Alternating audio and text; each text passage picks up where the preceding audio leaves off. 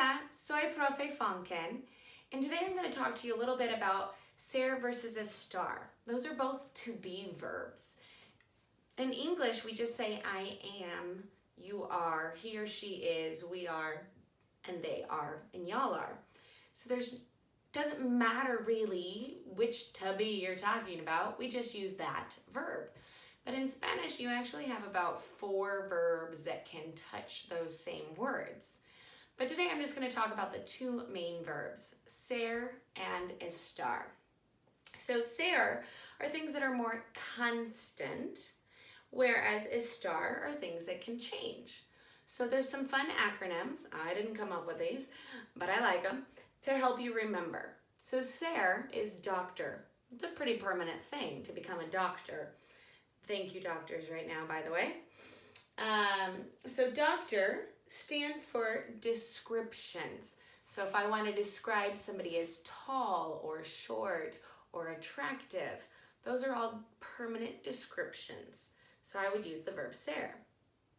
O is occupation. Your job is not something that can change in a heartbeat.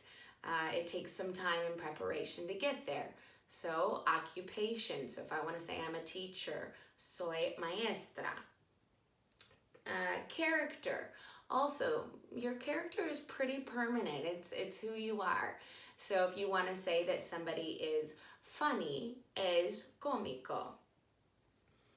Time. Although we feel that time is ever changing, time is always constant. So if I want to say it's 1 o'clock, I would say es la una. Any other time, it's multiple numbers, so multiple hours. So I would say son las dos, son las tres, so on and so forth.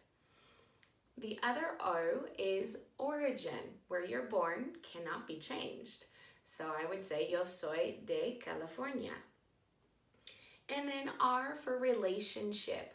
How is something related to something else? So yo soy la hija de mi madre. I am my mother's daughter. Or if I want to say that the dog is my dog. El perro es mi perro. So you're showing how a relationship is fairly permanent. Now that's the verb ser, things that are constant. Estar are things that can change, such as your place. Where are you located? So we have the acronym PLACE.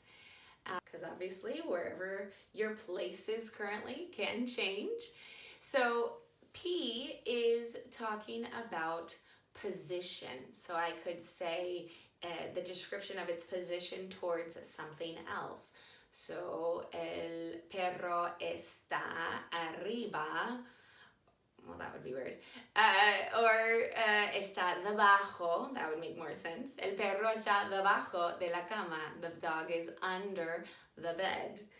L is location, which is very similar to place. So location, está en la esquina. It's on the corner. Or está en la calle. It's on the street.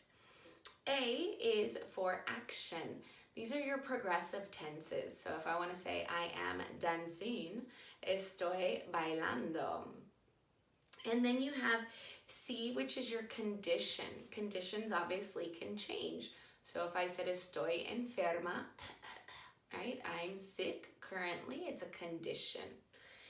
And then E is emotion. We know that our emotions can change in a heartbeat. So estoy fenomenal, estoy triste. So those are all things that can typically change. So if you're having to talk or write an essay maybe using these 2 verbs, think about these acronyms, both place and doctor, and really think about, is what you're saying a permanent thing, a constant thing, or is what you're saying something that can change? So even in that sentence, is what you are saying. So are you saying? That's an ing. So that's estás diciendo. And is what you are saying. So es, that's a permanent thing. So you got to sort of think about what it is that you're actually doing. If you're describing something as And then if you're talking about something that can change, he is happy. Está. Hope that helps a little bit. Hasta luego.